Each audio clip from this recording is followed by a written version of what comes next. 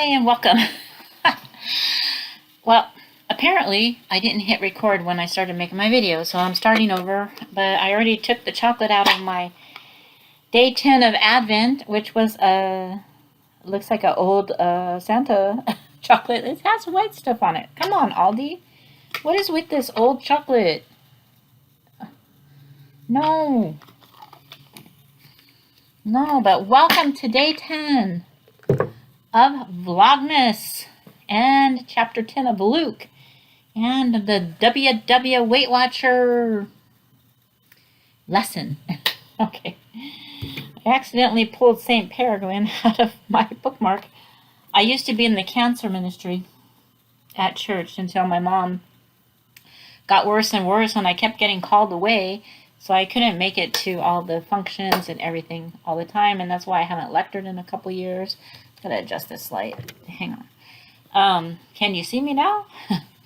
But yeah, so things got busy because she is farther away, and I had to take trains and buses to get there because I get panic attacks on the freeway, so I haven't driven on the freeway in quite a long time. In fact, the car I got is only 3 cylinders. I ain't taking it on the freeway. It's the last car I'm ever buying. So anyway, that was that chocolate. My Godiva chocolates came yesterday. Look at this. I took a peek because, so it looks like there's some, I didn't open it all the way. I haven't, like there's some yummy chocolates in there. Look at all these chocolates. But this isn't what I ordered. I opened it before I realized that it wasn't what I ordered. They sent me, these are 6.9 ounces. And they sent me 2 of these. I was supposed to get 2 12 days of Christmas Advent calendars full of chocolates. And those were only 3-point-something ounces. This is like double. Each box is like, so I got double the chocolate. So I was like, it was like $30 for what I ordered, and if I added this up on their website, it's like $60. So I emailed them last night and said what happened, that they sent me the wrong stuff. Not my mistake. I looked at my order. My order that was confirmed was exactly what I ordered, and it's sold out on their website. But they didn't notify me to tell me it's sold out since I ordered it. It was already confirmed that they had it when I ordered it. And that was like a week ago or so. Like, I don't know how many days ago. Quite a few days ago. And so I don't have an email saying, oh, sorry, we're out. Would you like to cancel or anything? I got this. I don't know if it was a mistake or if they were trying to up my order to make me happy. I have no idea. So I emailed and I just got the craziest response. I was like, that's not what I told you. I offered to pay for the difference is what I did, because I'm not going to go to the post office and send this stuff back. It's chocolate. Who wants returned chocolate? And besides, on their return policy, they have so many days that you can return it because they stand by their quality. So if I don't get an answer to, because I replied to the email she sent me last night, and by then it was 11 o'clock, past the 11 o'clock time limit. So I haven't gotten a reply to that. As to, I'm like, I want to pay for it. If you don't want me to pay for it and keep it, let me know that, or just charge my credit card. Whatever. So I haven't heard from them.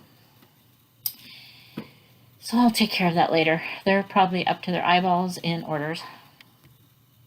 They used to have a Godiva chocolate store over here in our South Coast Plaza up the street, and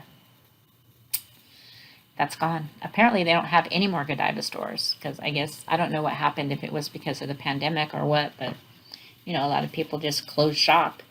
And so I don't have it handy there. And they did pretty good, even though they had 2 C's candies in the vicinity. Then let's go to WW. Yesterday I used 21 of my dailies. I get 21 dailies. I used 21. And so I didn't hit the veggie button or anything, or the water button. I'm just trying to play like I'm on the blue plan. So I had a pretty good day. I did change things up a little for lunch. I didn't have the 0-point buffalo sauce or the 1-point ranch. I realized I had some sweet and sour sauce that I hadn't used in the refrigerator. So I opened that up, and that was 2 points for 1 tablespoon. But you know what? It was really good. Those nuggets were really good. I never had them before. I just opened the bag. It's just one of those things I have in the freezer in case I don't defrost something and I just want something quick so I don't go out to eat. Chicken nuggets are pointy. Even I have some vegan ones in there, and they're okay. I didn't like them as much as these, but those are pointy too. Those I tried already. But so I had to. I skipped the rice in my. I didn't have a rice bowl last night. I upped the wontons from 7 to 9 and took the 4 points for the wontons over steamed vegetables and 0 points of soy sauce, and those were good. So I just took out the 5 points of rice and I was able to have my snacks and my hot chocolate and everything and not use any weeklies. Today, probably going to use some weeklies because I'm not going to have pinto beans with my lunch and nuggets today. I'm going to have pinto beans with my dinner and still probably some steamed veggies. I got a lot of veggies to use up, and I have some pepper strips to use up I have 2 big bags of pepper strips in the freezer. But, I'm thinking I might have some onions in there too. I don't have any fresh onions. I took out a half a pound of 96% ground beef that I still had in the freezer to use up, and I'm going to put the pepper strips in there with some fajita seasoning that I opened up the other day for my taco stack that I made. And so put that in there, maybe some onion flakes if I don't find the onions, and then just kind of like have a fajita mix and then put some salsa on it because I got a lot of salsa that I had bought from Aldi to use up. I put that in my eggs this morning. So I have a lot of stuff because I pre-bought stuff so that I wouldn't have to go get a ton of stuff every time I went to the store. Try to make my shopping light. I'm just so glad that I didn't stock up on all the chicken and everything else, because then I'd just be sitting here going, oh, come on. 2 weeks notice? Give me more notice than 2 weeks that you're going to shut my electricity off. But that being said, I'm probably going to dip into my weeklies today. But that's because I'm not hitting the veggie button. And I'm playing Blue Plan, so I'm just playing my daily points. Going to use my weeklies if I need extra points. That's what they're there for. It's okay. I'm not going to have these chocolates. These, when you look them up in WW, they're like serving size 4 pieces, and then they're 11 points, 20 points, whatever. Mostly I was kind of looking at the names of them last night and putting in what I could put in. And basically when I have 1 piece, it's going to be 3 points. That's a pointy piece of chocolate anyway. So I'm not having those. So WW is good. I'm doing laundry right now. I don't know if I mentioned that. I'm not even dressed yet. I'm in my nightshirt. Sorry. It looks like a t-shirt, so I'm not showing anything inappropriate that I'm aware of. Of course, I don't have my teeth in. But, so this morning for breakfast, I had I had oatmeal and then 1 scrambled egg where I put salsa and 1 teaspoon of the reduced fat cheese. And I took my bookmarker out, but I know what pages they're on that we're in. I know the pages. There's Luke. I know the pages. Chapter 10. I have a little WW message, I think, out of this. This is kind of a rough chapter for me because I don't know. It just convicts me of when I wasn't how I should have been. But those things have been confessed and talked over with the pastors and priests and everybody, so that's behind me. There's work to do ahead of me. So horrible, bad in my opinion. I overreact and I'm overcritical and I over guilt myself, and that's the things I'm trying to work on, not to do that, because I would never purposely go out and try to like hurt your feelings or anything. That's just not. I'm not always the best person, but I don't have the kind of heart where I want to like purposely make someone feel bad or purposely make somebody not feel better, purposely just go out of my way to do something like that. That's just not what, if I ever, like when I don't intentionally go make a sin. It happens, and the problem with it is that maybe I don't stop and think, what are you doing? You know? Like, I tried really hard not to say the F word because I've said that a lot since I was working at the post office, and I don't say it as much since I retired. I mean, just things like that. Things that just, oops. But intentionally trying to ever hurt anyone's feelings or just make somebody feel bad, that's not something I would ever try to do.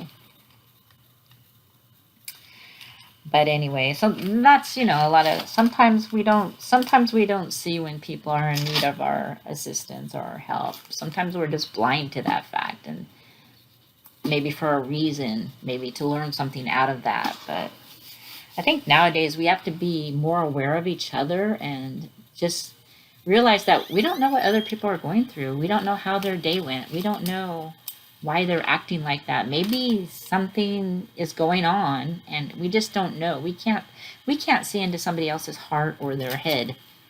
So sometimes we just have to have that mercy and compassion and just try to be there for people. Instead of right away saying, oh, what a B word or what, those kind of things. So anyway, we left off where people were wanting to follow Jesus, and then it ends up that he's got the mission of the 72, so he sends out 72 people to basically do what his apostles were doing, and I'm putting a link to chapter 10 in the description. And then they returned, and they said, what did they say? I was going to say what they said when they came back. The return of the 72. The 72 returned, rejoicing, and said, Lord, even the demons are subject to us because of your name. Jesus said, I have observed Satan fall like lightning from the sky. Behold, I have given you the power to tread upon serpents and scorpions and upon the full force of the enemy, and nothing will harm you. Nevertheless, do not rejoice because the spirits are subject to you, but rejoice because your names are written in heaven. So that's basically our goal, is to get to heaven, not to get praise and all these things here on earth, because our reward is in heaven. And then Jesus goes on to praise the Father, and then he goes on to describe the privileges of discipleship. Like I said, the link is down below. I'm trying not to make these videos super long. I'm going to come back to the greatest commandment and the Good Samaritan. It goes on to the story of Martha and Mary. And it says, as they continued their journey, he entered a village where a woman whose name was Martha welcomed him. She had a sister named Mary who sat beside the Lord at his feet, listening to him speak. Martha, burdened with much serving, came to him and said, Lord, do you not care that my sister has left me by myself to do the serving? Tell her to help me. The Lord said to her in reply, Martha, Martha, you are anxious and worried about many things. There is need of only one thing. Mary has chosen the better part, and it will not be taken from her.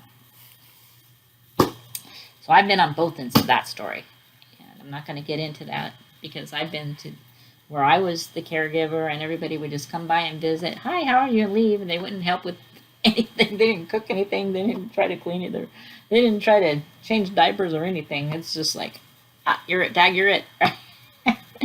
So I had a lot of...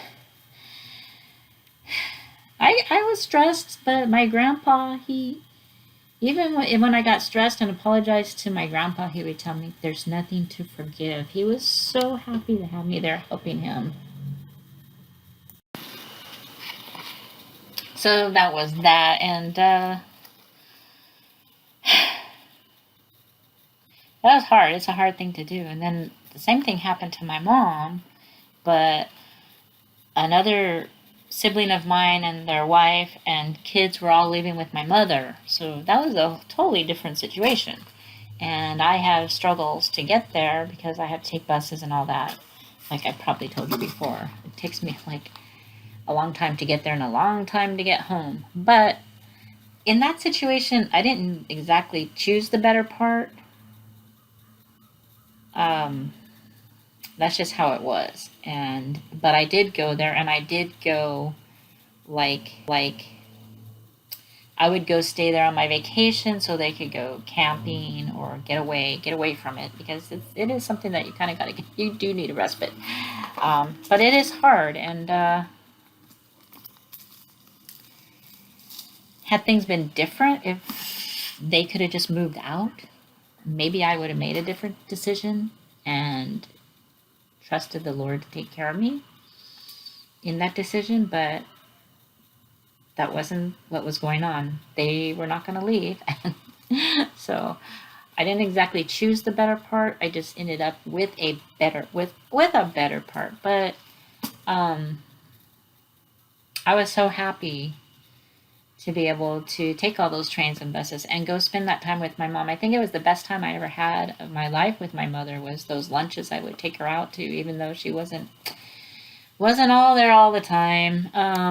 I don't even know if she really had dementia. I don't know, because sometimes she would just tell me, I just forget what I choose to forget. She would say stuff, but there's a lot of times where I would talk to her and she would ask the same question constantly, but I kind of just answered it constantly, or tried to change the subject.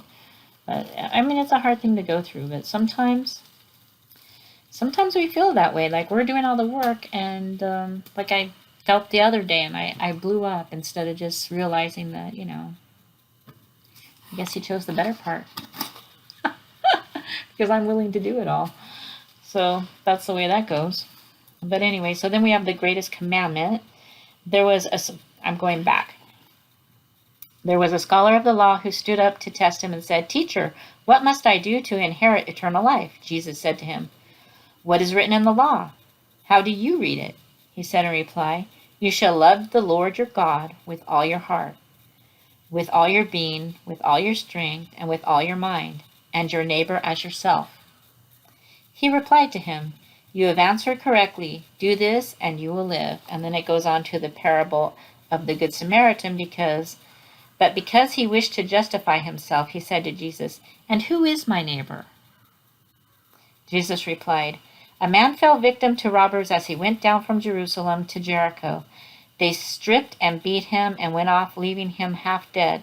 A priest happened to be going down that road, but when he saw him, he passed by on the opposite side. Likewise, a Levite came to the place, and when he saw him, he passed by on the opposite side. But a Samaritan traveler who came upon him was moved with compassion at the sight. He approached the victim, poured oil and wine over his wounds, and bandaged them. Then he lifted him up on his own animal, took him to an inn, and cared for him. The next day he took out 2 silver coins and gave them to the innkeeper with the instruction, 'Take care of him. If you spend more than what I have given you, I shall repay you on my way back.' Which of these 3, in your opinion, was neighbor to the robber's victim?" He answered, "The one who treated him with mercy." Jesus said to him, "Go and do likewise." So we're supposed to treat people with mercy. And I'm going to take on this to go into the WW lesson, because let me put my bookmarker in. St. Peregrine. A lot of times, okay, love your neighbor as you love yourself. Do we even love ourselves? If we don't love ourselves, how can we go loving our neighbor? I mean, first thing, we need to love ourselves. And that doesn't mean be selfish and greedy and just me. That means love yourself. You were made in the image of God. Love yourself enough so that you can go out and share love with others. Because if you don't have love, you have nothing. So, and that's been one of my hardest lessons in my life, is to actually know if I have love. And I've always had these walls, and so I'm trying to tear down the walls. And so when we go into the WW, we have people who struggle on this journey. I've struggled. And how can we be a good neighbor? Are we being a good neighbor if we say, "Yeah, but you're always eating cupcakes, and you're always going out to eat, and you're always doing that"? Is that what you would say to yourself? No, we usually want to lift them up. When we're struggling and we put it out there that we're struggling, do we want to be told well, you're doing this and you're doing that. How's that going to change anything? That might make us feel worse and go do more of that instead of, well, this just one day. You can get back on track the next meal. We can have compassion and mercy for that person and help them get off their struggle bus, as we all call it, the struggle bus. We can be a good neighbor. We can stop. We can't just like say somebody's on YouTube and they're telling you all the stuff they did. We can't just like sit here and laugh at them and then not put a kind word. I mean, wouldn't it be better to put a kind word to help motivate them to do better instead of harsh words? Well, you're doing this, you're doing that, you're doing this wrong, you're doing that wrong. I mean, I think we can be a good neighbor by stopping just to take a moment, show a little mercy, and because we all know that feeling of when we screw up. Oh my gosh. And it's going to happen with a lot of us during the holiday seasons. I have a lot of advantages. I'm not going to any parties this year, and I'm not working right now, so I'm not having any company parties or sitting where anyone's bringing a bunch of brownies every day and, oh, I baked cookies last night. Here's all the extras. And we had people who would bring in egg rolls. Their wife would make egg rolls one day, and we'd have egg rolls. I'm not having to go through the temptations. So when people are struggling and they put it out there that they're struggling, let's be the good neighbor. They're our neighbor, and let us be their neighbor and have compassion and mercy and help lift them up to get back on track that next meal. You know, give the support, give the good support. They know. I mean, if I sit here, okay, if I take that box of chocolate, okay. If I sit here and I eat this whole box of chocolates and I gain 5 pounds Sunday, I'm going to feel really bad. And I might admit to it. And does that mean somebody should say, well, you shouldn't have ate those? Those are too many points. You could have had one and fit it in, and you could have done all this, and, you know, you should have had something else instead. Instead of just putting in a kind word and trying to say, yeah, well, that's over. You can move on and get back on track. You know, it's not the end of the road. You can get back on track and put your hand to the plow and keep moving forward. You know, we can have mercy and compassion without judging and all that kind of stuff. And we can put a kind word out of there rather than just sitting back saying, ha, ha, ha, ha, or whatever. I don't know. I don't do that. But I hope you get the gist of what I'm saying. Be here for each other, just like just like the stranger on the road. Be a good neighbor. The golden rule. First, show yourself love before you do unto others as you would do unto yourself. Because if you're doing bad things bad thoughts to yourself and all this, you know, bad self-talk, you don't want to do that to other people. Start being a good neighbor to yourself, and then be a good neighbor to others. Thanks for watching, and I'll see you tomorrow for day 11.